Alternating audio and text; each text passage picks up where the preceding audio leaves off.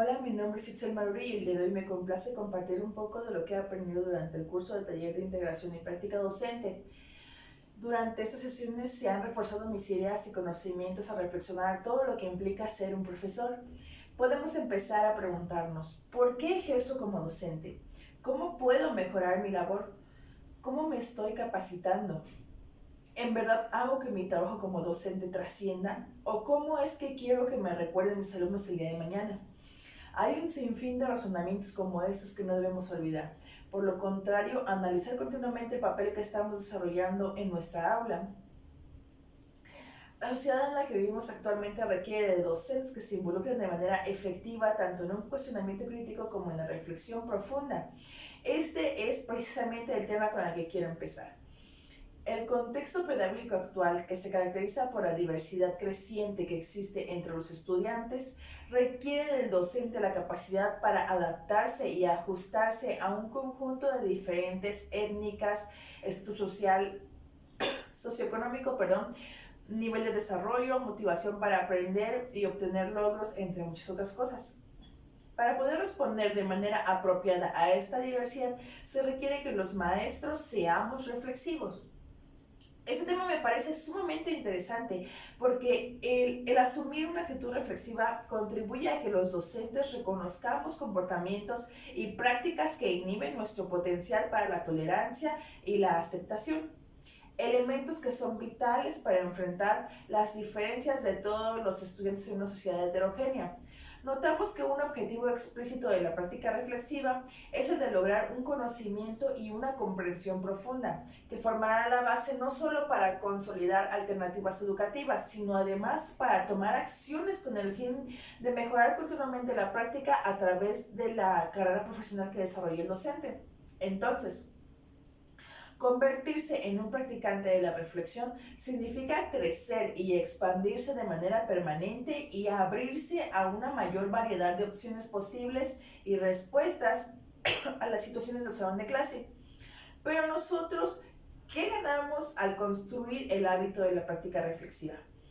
Pues bien, como docentes nos permite desenvolvernos con facilidad en el ambiente dinámico del aula de clases. Los que practican la reflexión aspiran a un aprendizaje permanente, en el cual emergen los dilemas, iniciando constantemente un nuevo ciclo de observación, planificación, acción, reflexión y adaptación, para luego continuar con el ciclo. En síntesis, la práctica reflexiva implica el cuestionamiento de metas, valores y creencias que orientan nuestro trabajo e implica el uso de preguntas críticas acerca de los medios, fines y contextos de los procesos de enseñanza y de aprendizaje. Hasta aquí dejaré mi discurso de la práctica reflexiva y cambiaré drásticamente de tema porque deseo compartirles también que en el trayecto de este curso investigamos acerca de la educación presencial y la educación a distancia. Quiero aclarar que pese a mis argumentos personales no me inclino por alguna, es decir, no defiendo ni ataco las distintas modalidades de estudio, simplemente expondré los pros y contras que a mi parecer tienen mayor relevancia en la investigación que realicé. Revisemos primero la educación presencial, en la que obviamente se requiere un maestro y alumnos dentro del aula y se establece un horario de inicio y término para cada sesión. Pienso que no hace falta ahondar en las características que ya conocemos, sino más bien hablar de los beneficios. Los alumnos tienen acceso al profesor a la hora de compartir conocimientos y consultar dudas. Las clases pueden ser más didácticas y prácticas y no dependen de aparatos electrónicos para llevarse a cabo, sino con el contacto directo. Además existe un lenguaje corporal o no verbal donde se efectúan mensajes intrínsecos en los gestos, la mirada, el tono de voz que emiten cuando interactúan personalmente. La participación es más ágil en la retroalimentación o intercambio de opinión y finalmente hay una sensación de pertenencia al grupo forjando una mejor motivación emocional por parte de los alumnos. Ahora hablemos de las desventajas. Es complicado para aquellas personas que quieren estudiar y trabajar a la par.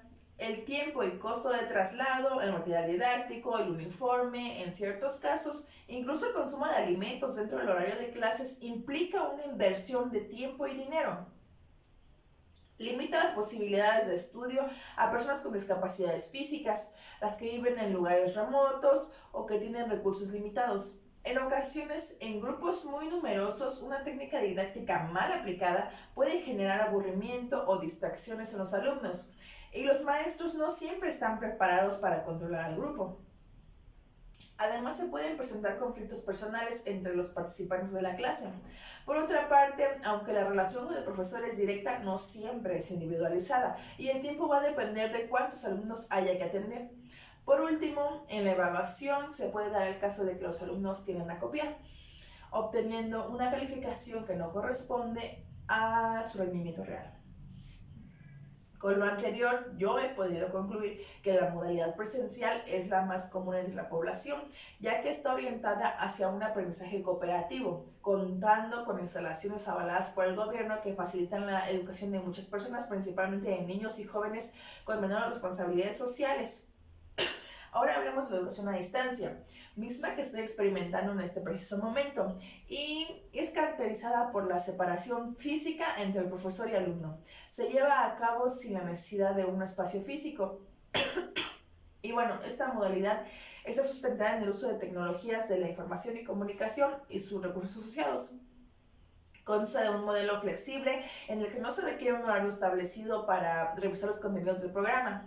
¿Cuáles son las ventajas de esta modalidad? Pues que muchas instituciones educativas están al alcance de poder acceder a ellas desde cualquier lugar. Los horarios son flexibles y permiten que te adaptes a la disponibilidad de tiempo que tengas. Los contenidos siempre están disponibles y tienes acceso a ellos en el momento que sean. Además, se hace uso de las TICs, aumentando la calidad de aprendizaje, ahorras tiempo, dinero, y es accesible para personas adultas con estudios postergados o quienes tienen un trabajo y a la vez estudian.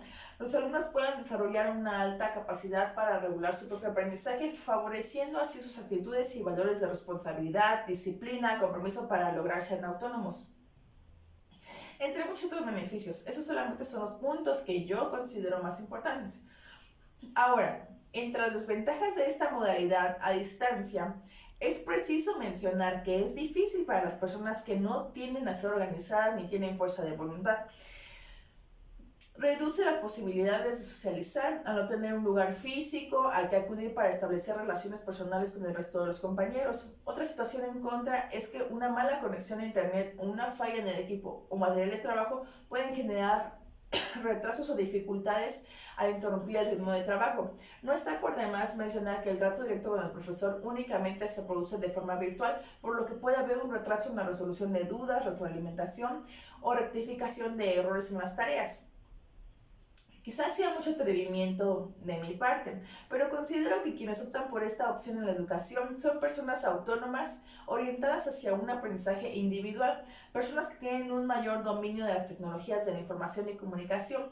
También puede darse el caso que sean las personas adultas quienes prefieren esta modalidad al desempeñar un mayor número de roles, como tener un trabajo, ser padres, querer adquirir algún título superior o diploma, etc. Entonces no hay una modalidad que sea mejor que la otra, simplemente fueron creadas para cada tipo de condición que la persona esté viviendo y de acuerdo a las necesidades podrá elegir la que más le beneficie.